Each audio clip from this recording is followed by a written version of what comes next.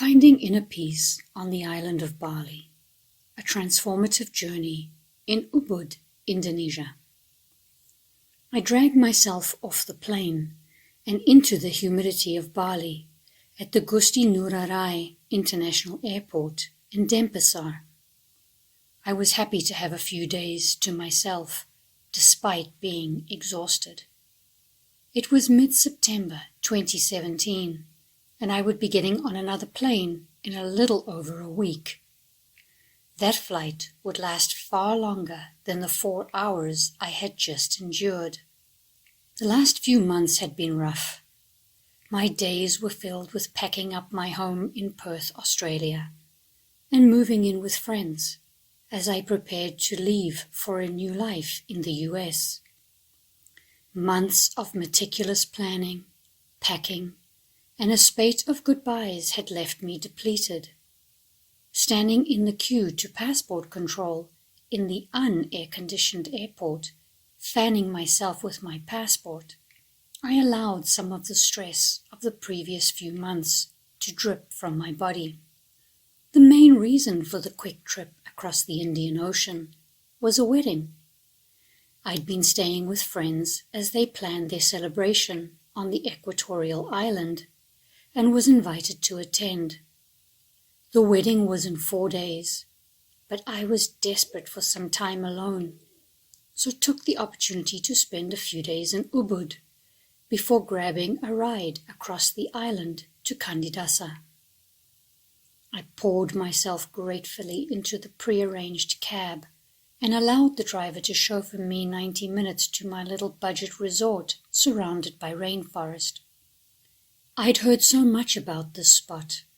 People came here to find themselves, to search for some peace within, so sorely lacking in the chaos of the world in which we live. I dropped like a stone onto the bed, needing a few moments of stillness before venturing out to forage for food. I'd found a lovely raw food restaurant on Google Maps, just minutes up the road before I'd left, and intended on heading there after a dip in the enticing pool. The restaurant was indeed exquisite. My eyes swam greedily over the menu as I took in its offerings of California maki nori, cannelloni, spinach and mushroom pizza. My mouth watered slightly as I allowed my gaze to drift to the raw desserts, a sexy brownie, carrot cake, and black forest pudding. I settled on the Aloha pizza and ordered freshly squeezed watermelon juice. I noticed a daybed positioned to my right. On it sat a couple of young women, decked out in yoga pants and chatting happily in English.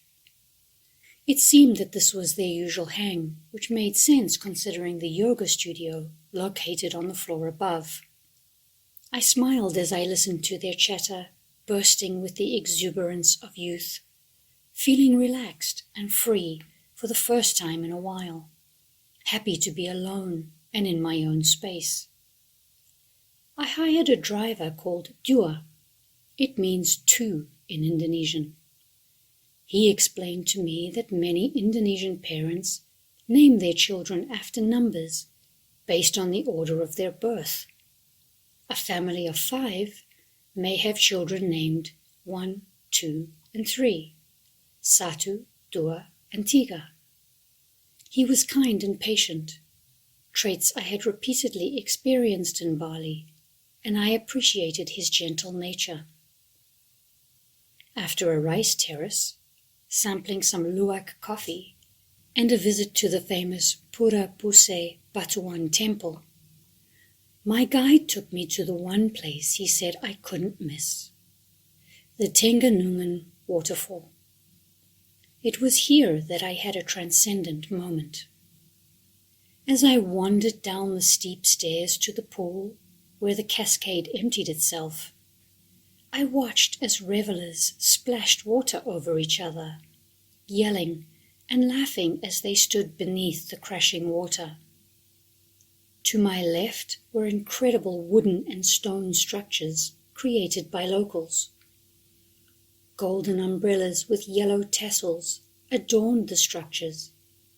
I stared at a few of the stone towers, each rounded pebble carefully placed on top of the next with love. I allowed the feeling to wash over me, to carry me into the next chapter of my life without fear. As Dua drove me back, I thanked him for his wisdom in knowing where to take me. On the recommendation of my travel agent, I made an appointment at the Pyramids of Chi, a sound healing wellness center on the outskirts of the jungle, just north of Ubud. Think about something you wish to heal, the owner said as he took us through the mandatory video presentation to prepare us for our time in the pyramids. Allow the energy of the sound and the pyramids to heal it for you. As we gathered to head down into the pyramid, my thoughts settled on my left shoulder. I'd hurt it doing dumbbell flies a few months back, and it had been troubling me ever since. I lay down on the thin mat provided, and placed the complimentary mask over my eyes as instructed. For the next hour, I bathed in the most incredible sounds. Gongs, drums, and crystal bowls were played in different areas of the pyramid.